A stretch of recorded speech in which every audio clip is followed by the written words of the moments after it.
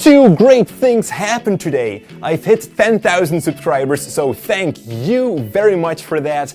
And well, I've got a new haircut. Anyways, last month I created a video where I announced that I was going to hit 10,000 subscribers. And I asked all of you guys to ask me a question, anything that you'd like. And well, I've got tons of questions in that I will answer right now to celebrate my 10,000 subscribers. So let's get started with this. The first question comes from Savoni, and he asks, if you would choose to either grow giant or shrink someone else down to bug size to keep, which would you choose and why?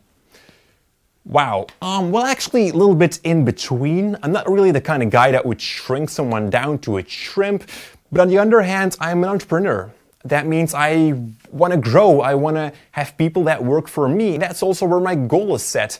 I'm not planning to have like a very big production crew where like 15 people are working under me, but if I can have like a small crew, 3-4 people working with me together, maybe under me, doesn't matter. I mean, that would be great. I mean, I've set my goal to there, and I think it's very important to stay creative, and I only think that you can stay creative if you also actually film. And I'm afraid if I would grow too big that I'm only in a manager role and not anymore any creative role. So, little growth is good, but let's not grow too much here, shall we?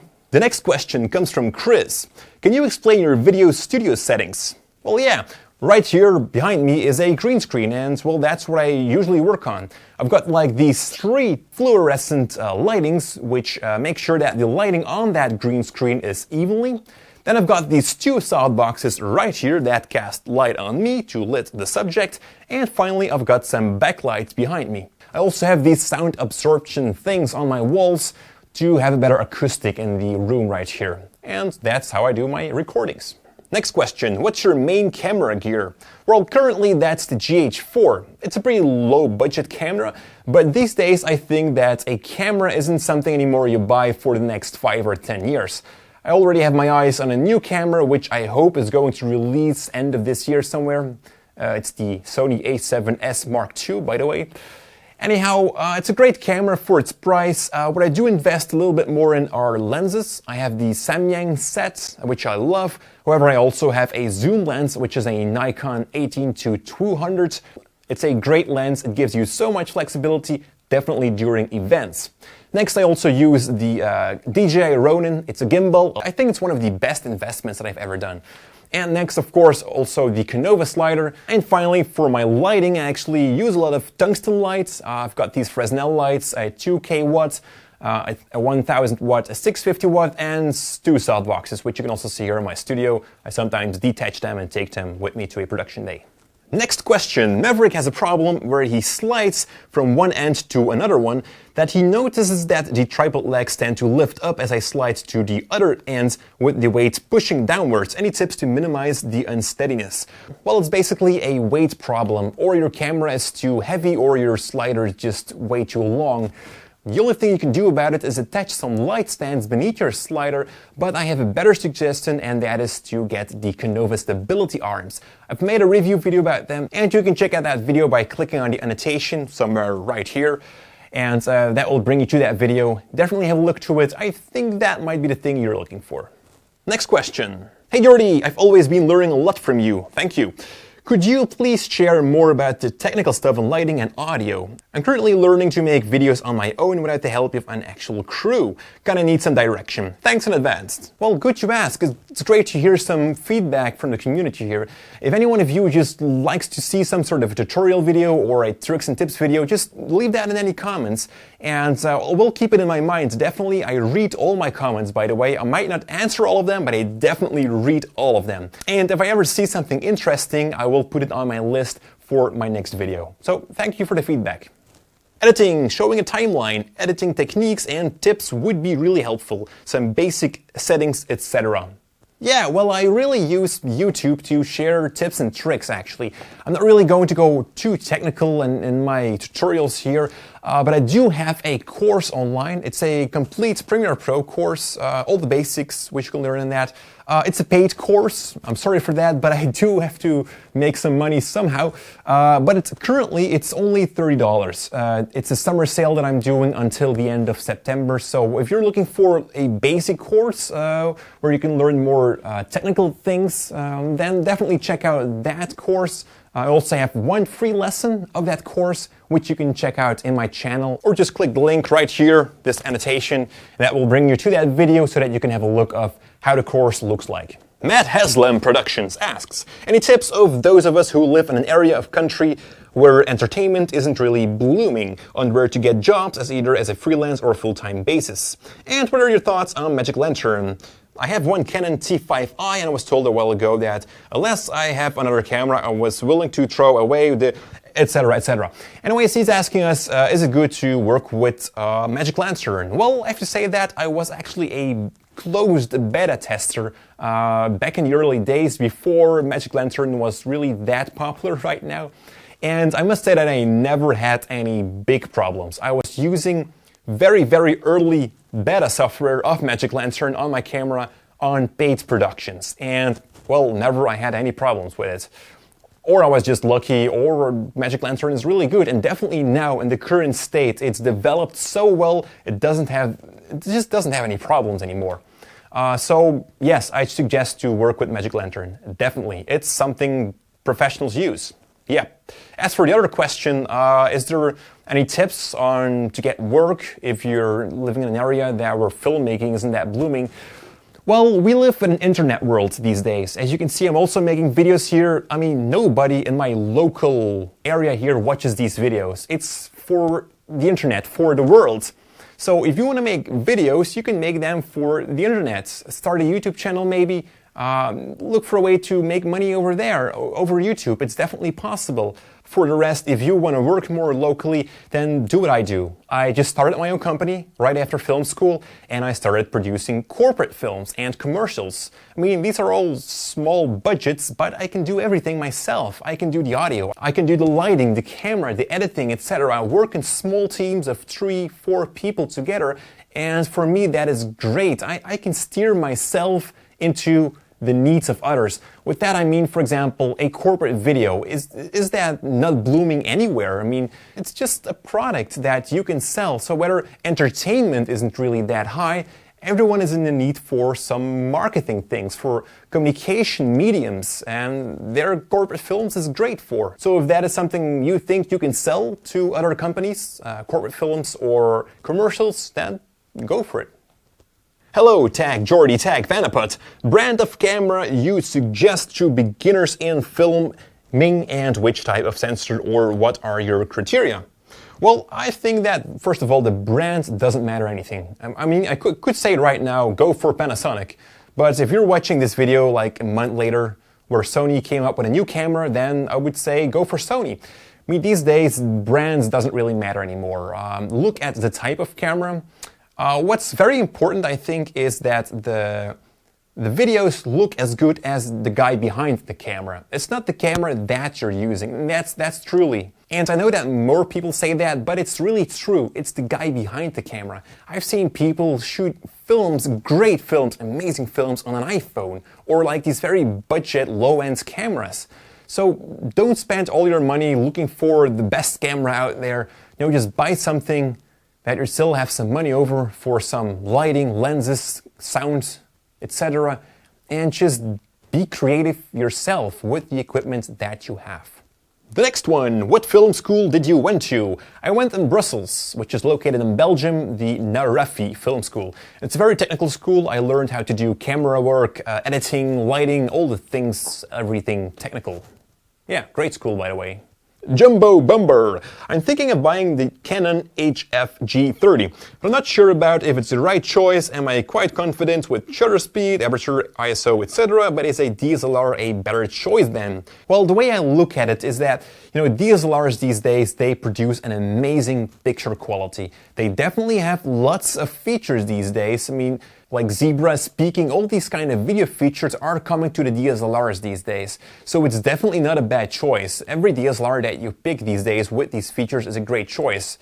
But you have to look at the purpose of where you're going to use your camera. If you have the need, for example, for XLR inputs, then maybe a normal camcorder is better for you. So it really depends on your needs. It's quite hard to tell you what the best camera is for you. I can only say that I've started with DSLRs and I will never go to camcorders again. The flexibility that DSLRs give me towards lenses, the look that I'm getting from these DSLRs, you know, the image quality, the price as well, it are amazing cameras. The next one. Hello, I've recently met some sort of bug. Well, maybe, I don't know. After rendering the video, the letterboxes in 69 format are brown colored, not black, as they used to look in Premiere Pro. And I don't understand the source of the problem. Maybe you've seen something like this before. Well, it's very hard to tell you what the problem is, as I don't know. I did some searches on Google, but couldn't find really an answer to it. I would say try a different codec. Are you using the H264 or something else? Try to do that. Also check your settings. In Premiere Pro you have the option to say match sequence settings. That could also fix your problem. And lastly, if you really can't fix it, try a different computer or reinstalling your software. I'm really sorry that I can't help you further with this. Next question. Hi Jordy, I'm a very huge fan of your tutorials. Thank you. It's very simple to understand, and I really enjoy your color correction video tutorials. I just want to know more about it. Means it was only the one short, but if I want to do a color correction in 2 different shots, so what should I do? Kindly put some more information about this subject. Thanks. Well, funny enough, I'm actually currently working on a complete course about color correction and color grading within Premiere Pro CC 2015, because they have these new color correction tools. And well, it's going to be a paid course, but I will put up one free lesson again, as I did with my previous lesson. And well, by reading your question right here, I might put up the most interesting lesson of that course on my YouTube channel. On to the next one. When did you start filming and why? Well, I started filming when I was 12 years old. I wasn't really making masterpieces back then. No, I just bought my very first camera to film me and my friends skateboarding. It were pretty crappy home videos, but you know, that's how the passion started. Next one. I would like to know how you create such videos. YouTube link. Do you think it's hard to do? Can you create a tutorial about these transitions? Well, I've taken a look at the video you were putting up. I think you mean the text that were coming in. Well, it's done actually in After Effects. It's also possible in Premiere Pro to do that, but you won't get the same motion effects as in After Effects, where you have the option to put on motion blurriness, and that's what makes these videos so smooth. I could do a tutorial on it, but I'm always looking to make something unique, and about this subject there are already lots of tutorials on it. Just search for typography or motion graphy, and you will definitely find some tutorials about that here on YouTube or on Vimeo.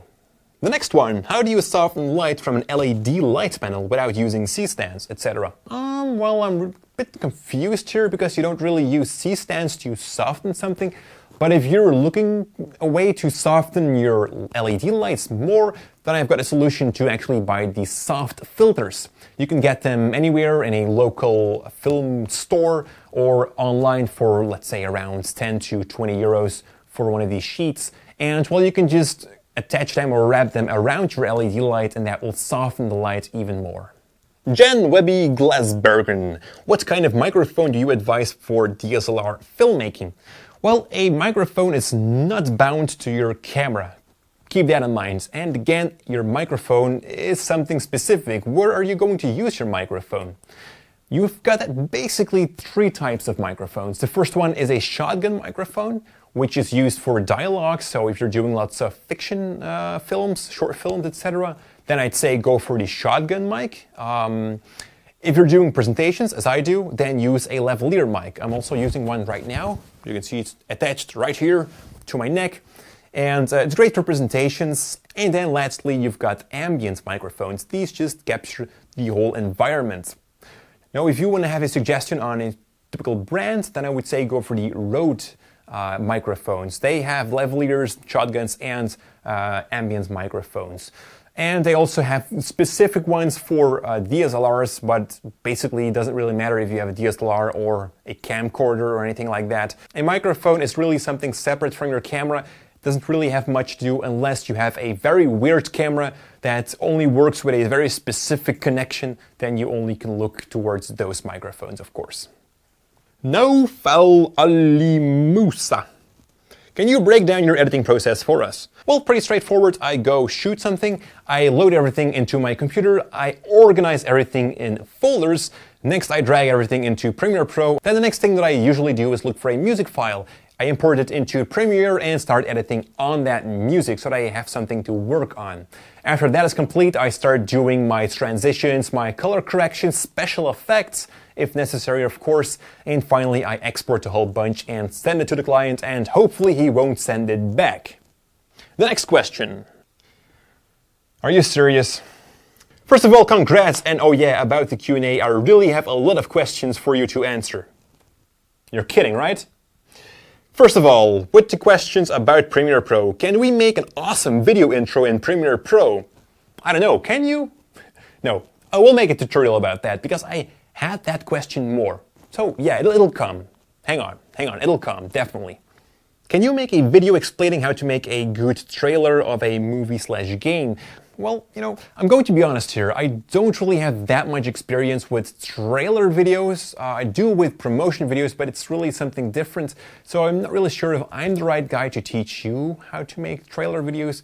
Have you looked further yet on YouTube? I think that there are people that are more specialized in trailer editing. Maybe you can find something in there. I'll put it on my list. If I would be out of ideas someday, I'll try to research it. I really want to see some movie, game trailer, or a whole documentary, or any video which is completely edited by you, so please can you post it sometime? Well, I thought you'd never ask. Click again on this great annotation right here to go to one of my short films that I've directed, edited, cameraed, etc. I did everything there, with the help of some friends also, yeah. Okay, now the questions about your life, etc. Where were you born? In Belgium, Hasselt. I think it was in a hospital. Pretty sure. Did you learn Adobe Premiere Pro from someone or learn it yourself? Well, I learned it completely by myself. Back in the day when I started out, you couldn't find much documentation or any tutorials on YouTube. I just had to click everywhere in Premiere Pro and hope to find something. And I was actually a bit frustrated about that. So what I did was I made a tutorial video explaining other people how they had to use Premiere Pro because I didn't got that chance. And I was one of the first guys on YouTube with a Premiere tutorial. So it also hit a lot of views. I think I almost hit 500,000 views on it, 500,000. It's on a different channel though. It's my old channel that I don't use anymore. Anyways, that's also how the passion started for making tutorials and courses and just teaching other people how they could do filmmaking. Did you ever think in your childhood that you would work for the filming/editing industry? I mean, it was your ambition from your childhood? Actually, no. When I started filming, it was because I liked skateboarding. And after a while, I started gaming and made video about gaming. But I think back then I just wanted to be a professional gamer. So a passion for the real filmmaking actually started a bit later, at the end of high school, where I decided to go to the filmmaking school in college. Yeah, that's how it started. If it was your ambition, did your parents support it? Yeah, I've got very supportive parents. I've got also a very supportive sister and supportive friends. Everyone is supportive to me. Are you happy with your career? Do you enjoy it? And do you have any other hobbies other than hobbies related to filming and editing? Yeah, I do like my job, as I can do whatever I want. I've got my own company, so I just do what I want. Nobody tells me what to do. Unless my clients, they usually demand something that I make for them because they pay for it. But other than that, I really like my job. I love it. And no, I don't have any hobbies. Do you play any games on your laptop, computer, or any sports? Which is your favorite for sport? Hehe. Smiley face, sorry for asking these many questions, but I can't stop myself from asking these questions. I really like your video tutorials, and if you could please answer my questions, I'm eagerly waiting for you to answer. Wow, you must be a big fan. Thanks for that, by the way. I'm a big fan of you too. Really, honestly, I love to answer your questions. Okay, so the question is, do you play any games? I did play World of Warcraft. I was pretty addicted to it. Luckily, I quit with that, and I currently only play Hearthstone now. I'm not sure if you know that, on the iPad, by the way. Yeah, it's a lovely game. It's still in the environment of Warcraft, so yeah, that's pretty cool. But other than that, no, I also don't do sports, but I should do sports. The doctor says I should do sports. So that's why I actually got the DJI Ronin, the gimbal. I mean, when I'm filming with that thing, I actually got my sports. On to the next questions, and well, they come from my blog, Cinecom.net, the website where someone is asking if he could upgrade his Nikon D800 to an D800E.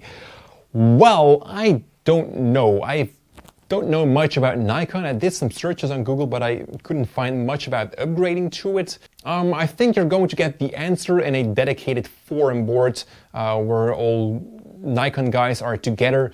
There's also one guy on YouTube who's named That Nikon Guy or something. Maybe ask him in the comments. I hope you'll get an answer to it.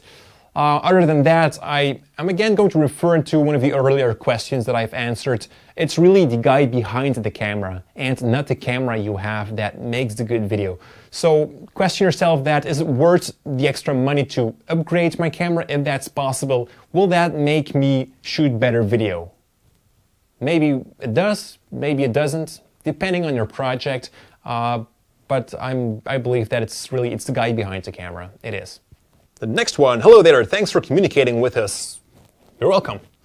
I'm just starting to dig After Effects, motion graphics, shapes, titles, animations, so your tutorials come really handy. Thanks again. So my question is, maybe you can do a tutorial of making some fancy yet simple animation of logos like YouTube, Facebook, Twitter, like in this video.